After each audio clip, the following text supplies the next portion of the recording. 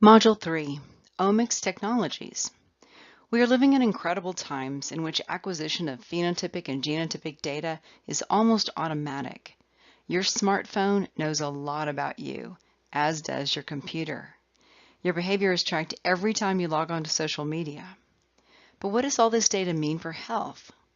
In this module, we'll cover the various technologies used to measure almost everything imaginable, from phenotypes to genotypes and everything in between.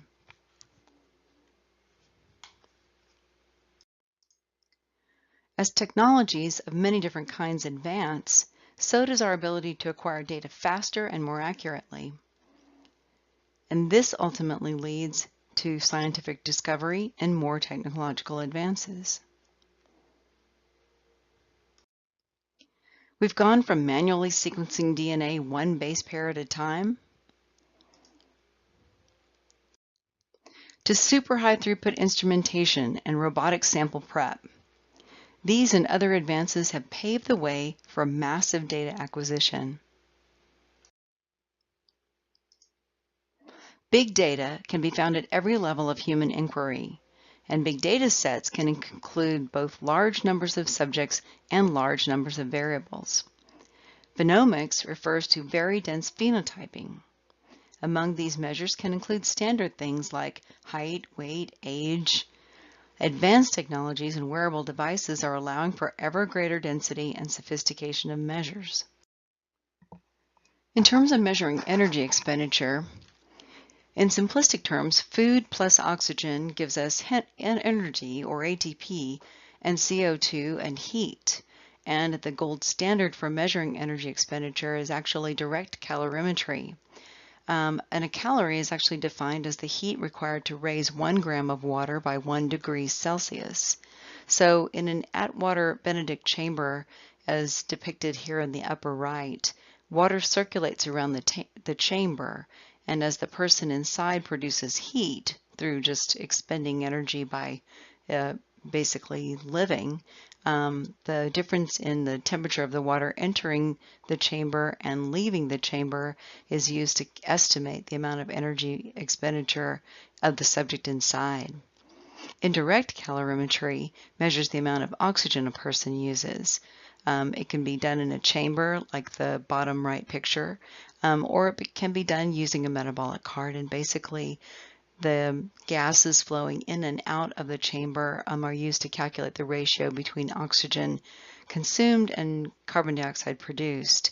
Another method called doubly labeled water uses stable isotopes to measure energy expenditure in free living conditions. A subject ingests this labeled water, and then as the subject is eliminating the isotopic labeled water through their urine, the total energy expenditure can be estimated in free living conditions. All of these measures are limited by the fact that they have to be performed in specific settings, and they're all extremely expensive. Thus, the onset of wearable devices that provide good alternatives for both quantity and intensity of movement to be measured. Even your smartphone knows how far you've walked and where you've been through its GPS system.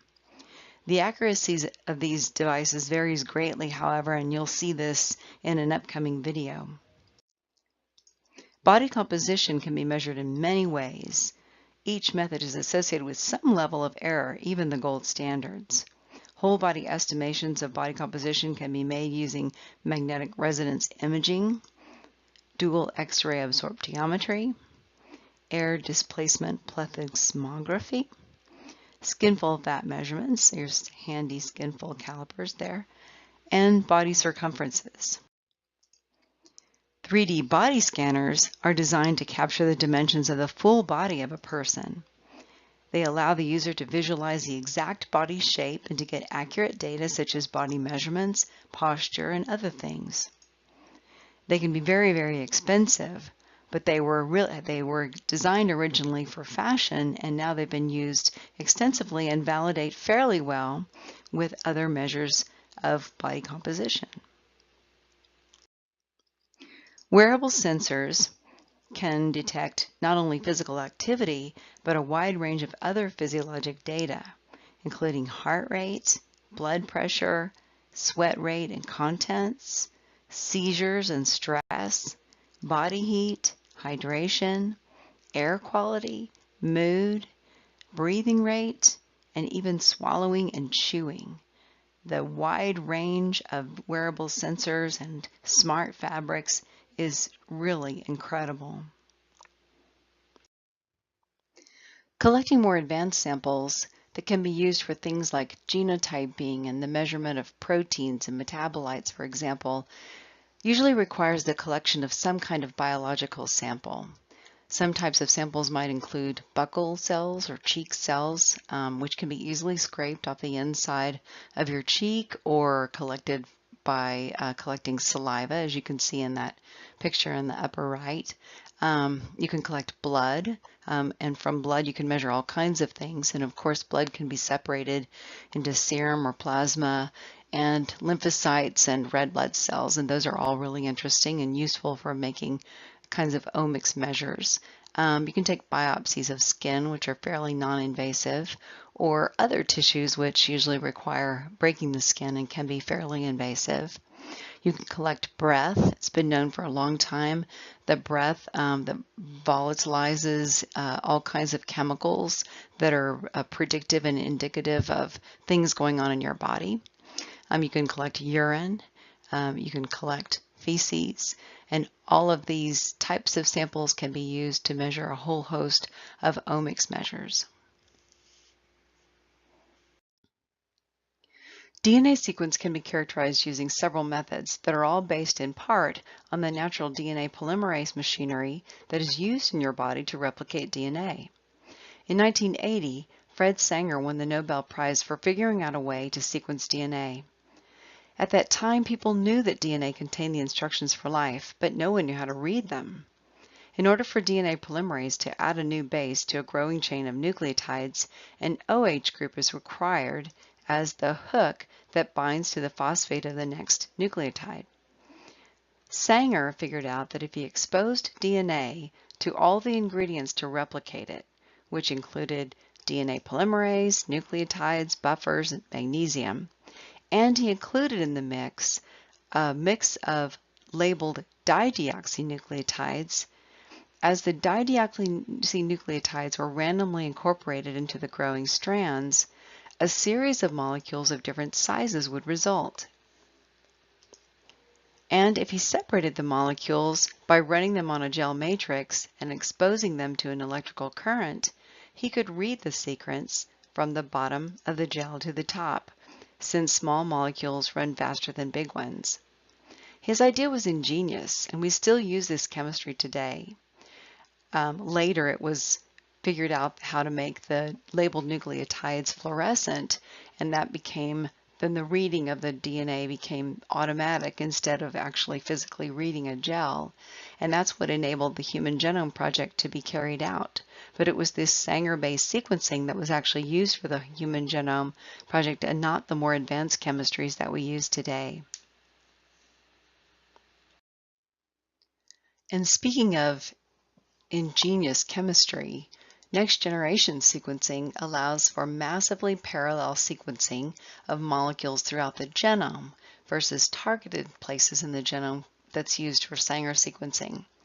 In next-gen sequencing, DNA is first fragmented, and then little linker sequences are added to the ends.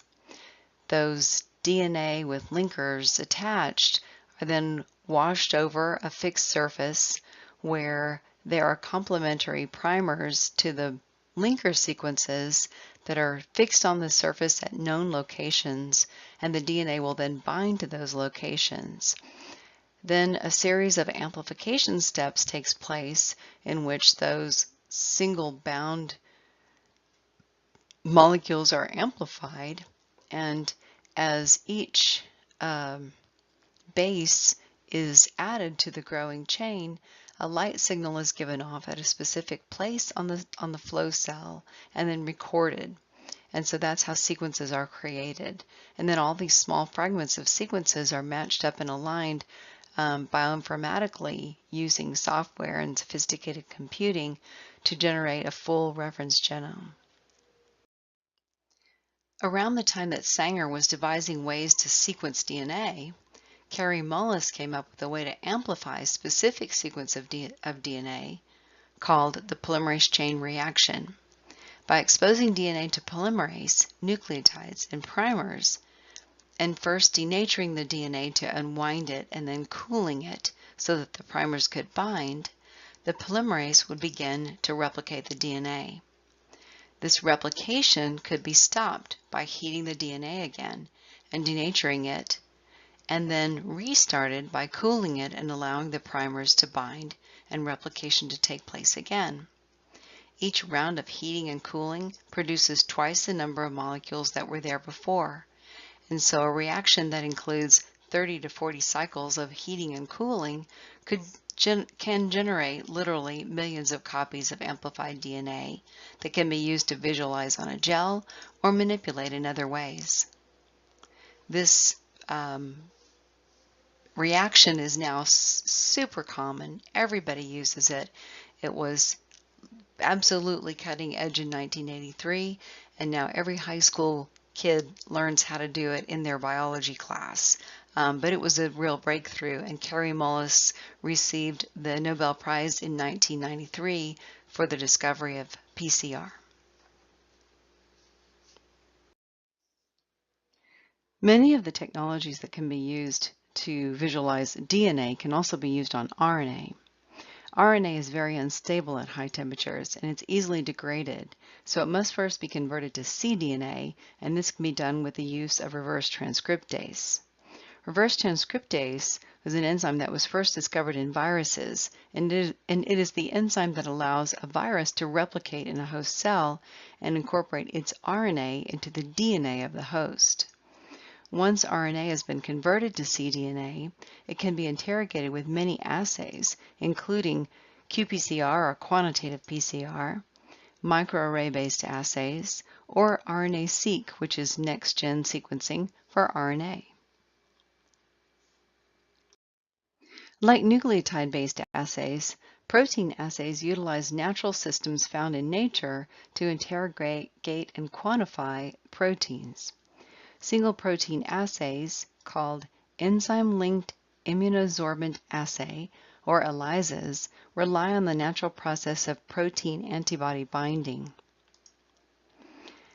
In step 1, an antibody for a target protein is fixed to some kind of solid surface, usually some kind of laboratory plate.